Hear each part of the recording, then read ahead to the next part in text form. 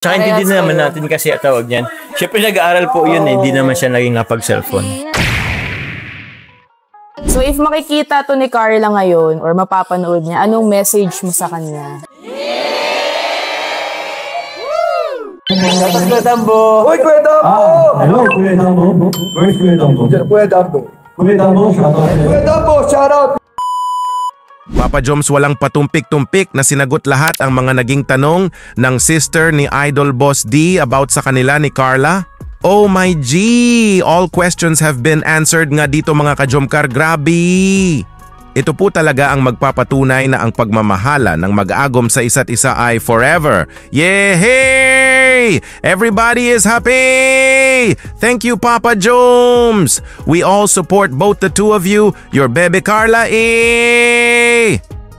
Before we continue to our super nakakakilig na pagre-reaction mga ka-Jomcar ay, shoutout ko po muna ang ama at founder ng Kalingap, Kuya Val Santos Matubang, at syempre din po, Ate Edna Vlogs, Idol Kalingap Rab, at Ma'am Jackie Tapia Matubang.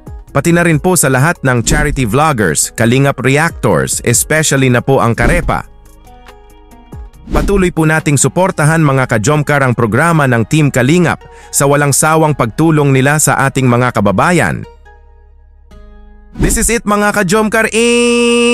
Sister ni Idol Boss D, question kay Papa Joms nga dito ay, ano daw ang unang bagay na naiisip ni Papa Joms pag sinabing Carla? Oh my G! Ito nga ang answer ni Papa Joms for that question. Ito po! Pag sinabing Carla, ano ang unang bagay na naiisip mo? Tawag yan. Kind. Kasi kind na lang. Kind. Sobrang sobrang parang makabasag pinggan ni Carla. Oo. Ang lambing ng boses niya. Smile. Tapos yung mukha niya angelic. Tawag nga sa kanya ni Mama, ano yun yung sa mata niya, tantalizing eyes daw. Tantalizing eyes. Nakakaakit daw ang mata ni Carla. Papa Joms answered nga dito ay kind. It's very true naman po mga ka-Jomcar na Carla is so mabait po talaga. Kumbaga simula nung una nating nakilala ang isang Carla, ay hanggang ngayon ay nananatili po talaga ang kabaitan nito. Di po talaga nagbabago si Carla kahit kilalang kilala na siya ngayon sa social media.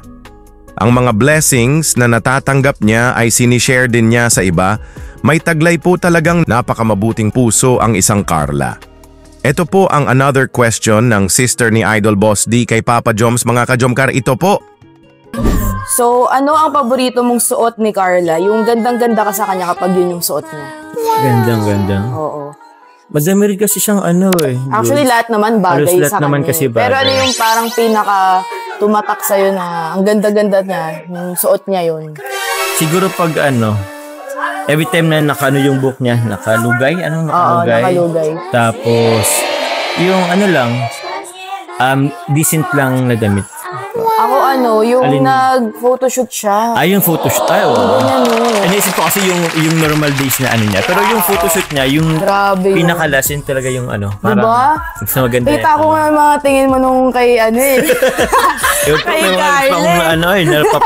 Pag ganun ako Di ba? Parang magkaka-stiff neck ka dun Papa Joms had said nga dito na, in normal days nga daw ay halos lahat naman na sinusuot ng Bebe Carla niya ay maganda sa mga mata ni Papa Joms. Her Bebe Carla is very beautiful in the eyes of Papa Joms. Mas lalo na nga daw pag nakalugay ang buhok ng bebe niya. Naku po! Papa Joms is so very in love na po talaga sa bebe niya. Especially na nga daw sa mga naging photoshoot nila. Oh my G! Sobrang ganda nga daw ng Bebe Carla niya, sabi ni Papa Joms. Nakita nga daw ng sister ni Idol Boss D ang mga tingin ni Papa Joms sa bebe nito.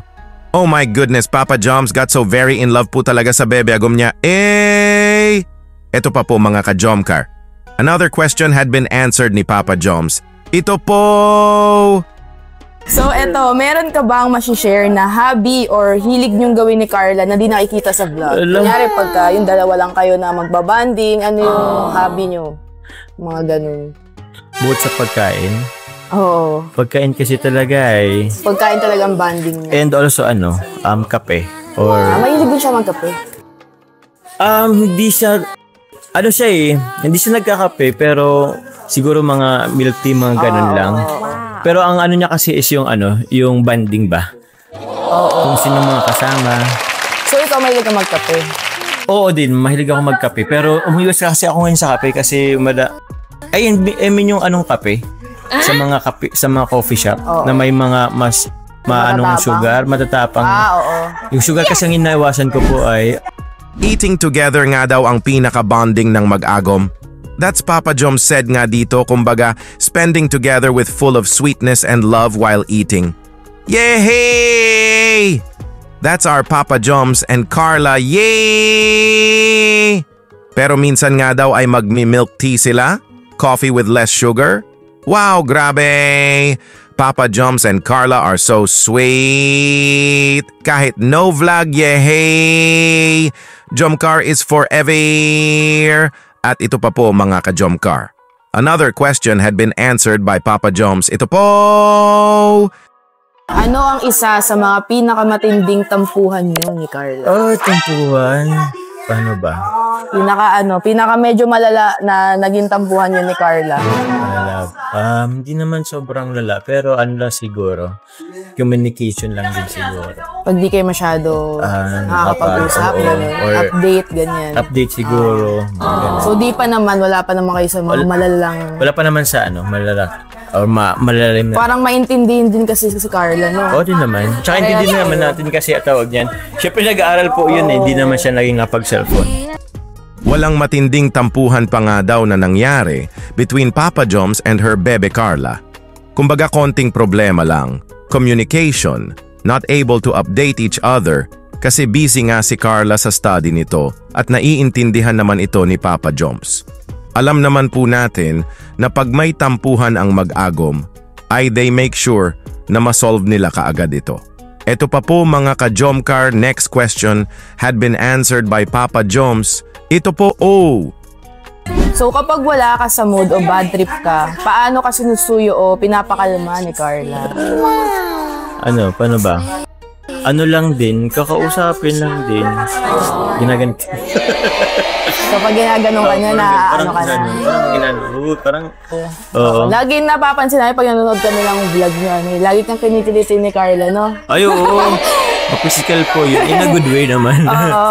Parang way lang yun ng niya. Lambing niya. Paglambing niya. Kiliti, konting sipa. Mahilig siya mangiliti. Oo. Pag wala nga daw sa mood si Papa Joms ay, her bebe Carla will talk to him, what's going on? Tapos hinahawakan nga daw ni Carla ang face niya, his chin going left and right. So sweet naman ni Carla sa bebe Joms niya, grabe, nakakakiliig. Then kinikiliti nga daw siya ng bebe niya, then konting sipa. Oh my G! It's a way of paglalambing nga daw ng bebe niya sa kanya.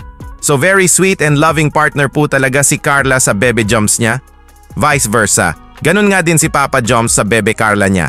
Kaya, Jomcar is forever! Yehey! At ito po mga ka-Jomcar, Papa Joms has a very sweet and loving message to her. One and only love for the rest of his life. Her bebe Carla. Ito po! Si Carla, hello. Kung napapanood mo man to, pakatatag lang and siyempre ingat lagi sa sa pag-aaral. At yun, dito lang naman kami palagi.